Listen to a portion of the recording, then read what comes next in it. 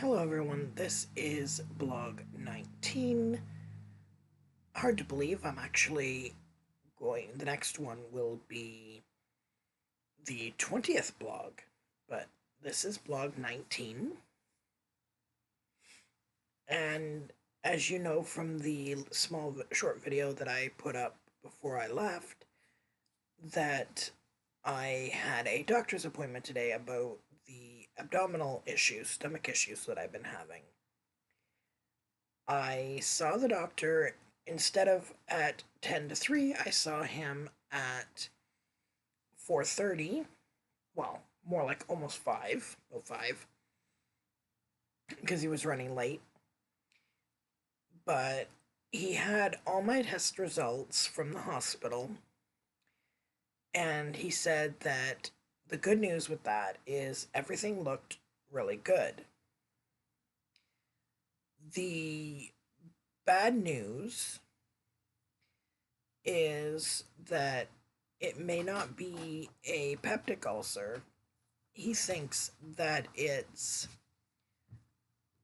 Well, don't knock over the computer.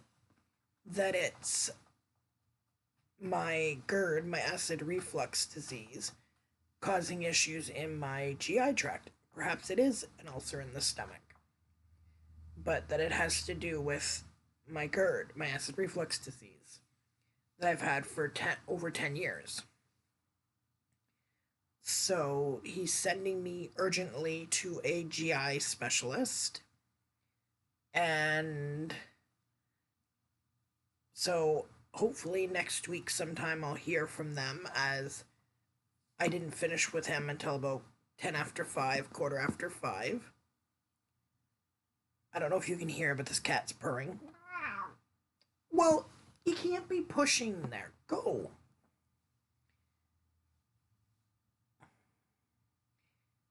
He wasn't hurt. He didn't get pushed.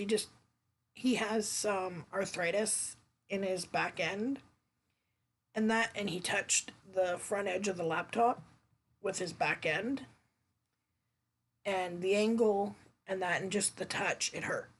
So he meowed, and then I picked him up enough to let him where he could go without worrying about bumping his backside.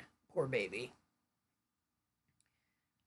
But back to that, and so I have to wait to get a phone call from the GI specialist, which is a colleague of my doctor. So I'll probably have to do a barium swallow, possibly a camera going down.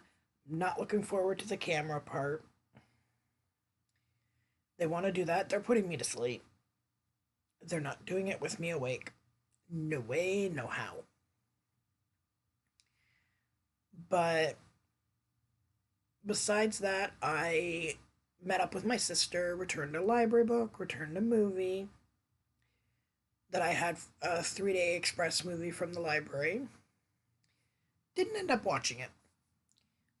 Then I spent some time with my sister before I went to get on the bus to go down to the doctor's.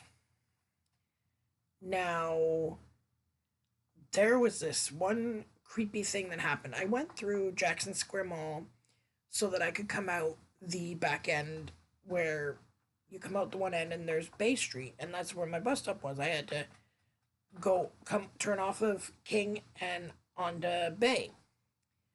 And that's where on the corner of King and Bay, or Bay and King, is where this bus stop is.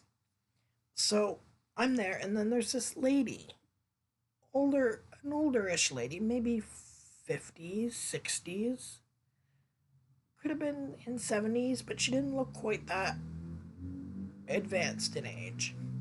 Not by appearance, anyhow.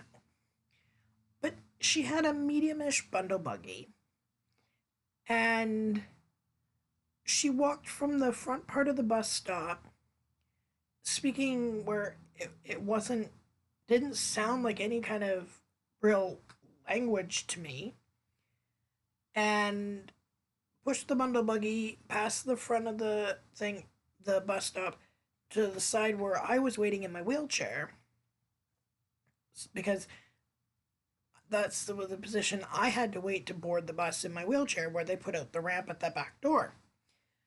And she stood there like almost right on top of the back of my chair, almost with, and her buggy almost touching me, my chair, power chair, and mumbling something. So I kept an eye because I didn't want her ramming her buggy, like bumping, ramming her buggy into my chair. And I wasn't going to be the one to tell her that she had to wait to board the bus at the front. She couldn't board on the at the ramp because that's only where like wheelchairs and scooters and that kind of thing get on. Anyhow, she I go get on start up the ramp once the bus had stopped and put it out, and I get on the bus, and she comes and I thought she was going to start going up the ramp behind me, so I kind of peeked, and then the bus driver told me watch his toes, and I'm sitting there going, kind of in my head like, sorry, dude. I just then I was watching, and she started. Then she's like, he was putting up the ramp, and I'm like, wait a minute, what the? So I kind of peeked once I was in position, and the same lady that had come and was when I got there and was standing almost right on top of the back of my chair was now went making her way towards the front of the bus where people were lined up to get on. So I was watching the front and I figured she's going to get on. But that the driver must have pointed and told her, referred her to go to the front of the bus. So I watched every passenger that passed me and I watched for the bundle buggy to come on. She didn't get on the bus. She was at that front of the bus stop. She came over the like 10 steps, stood almost on top of the back of my chair, mumbling, like started mumbling something or other. Then she didn't come try to get on the bus when I did, going up the ramp. She went towards the front of the bus and then didn't get on. I didn't look outside to see where she might have gone, but when I saw her, she wasn't moving all that fast. So I don't think she could move that fast, but she wasn't it was creepy and weird because I would have understood maybe she couldn't walk very well, so she may have wanted to get on the back and she still would have paid the driver. But to be at the bus stop, then to go and stand almost on top of a disabled passenger that's waiting to board, then to go towards the front, but after all this, she doesn't even get on the bus.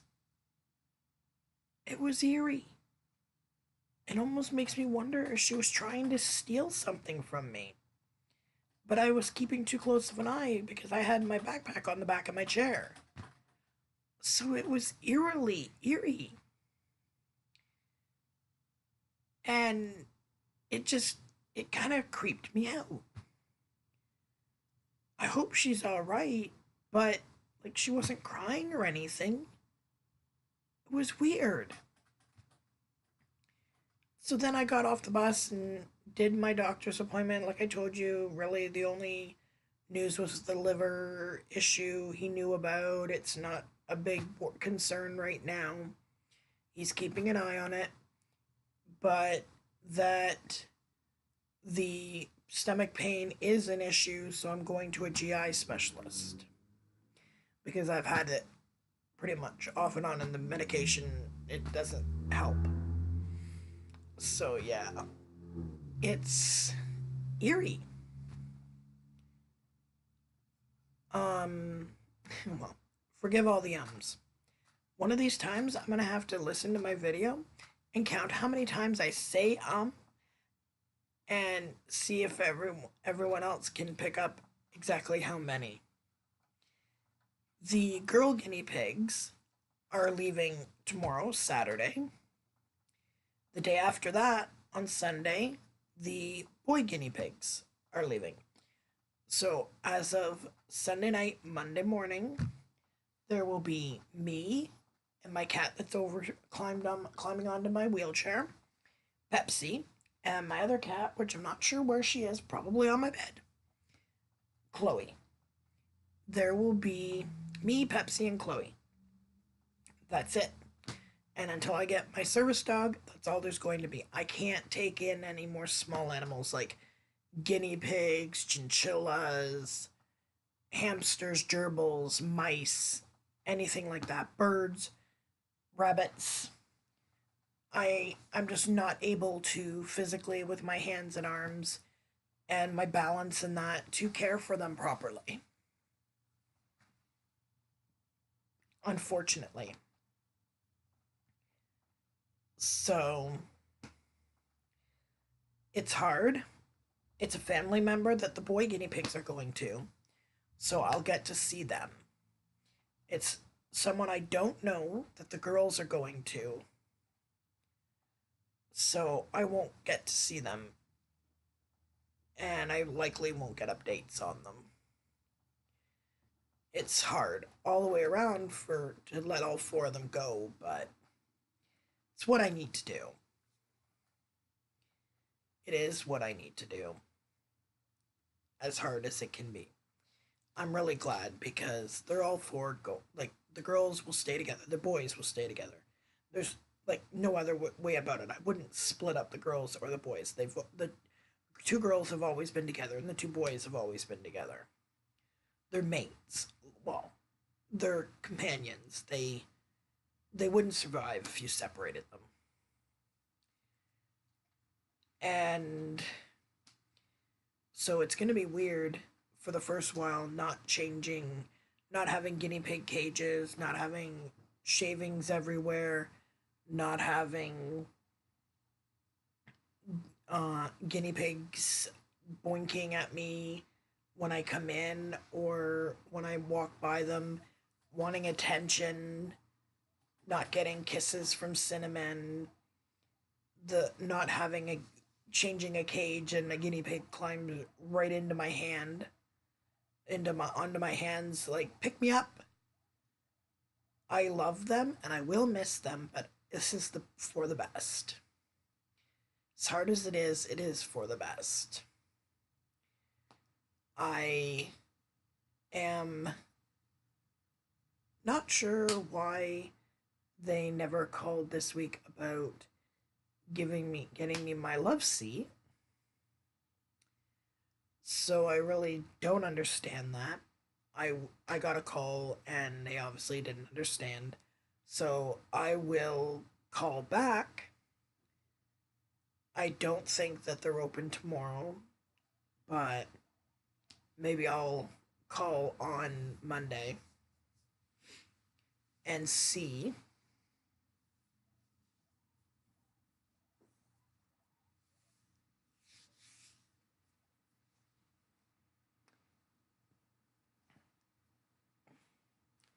My scar is healing quite nicely. That's my right arm.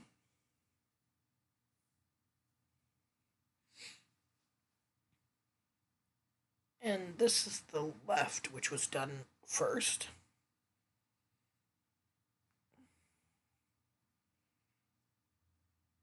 And it too has healed quite nicely.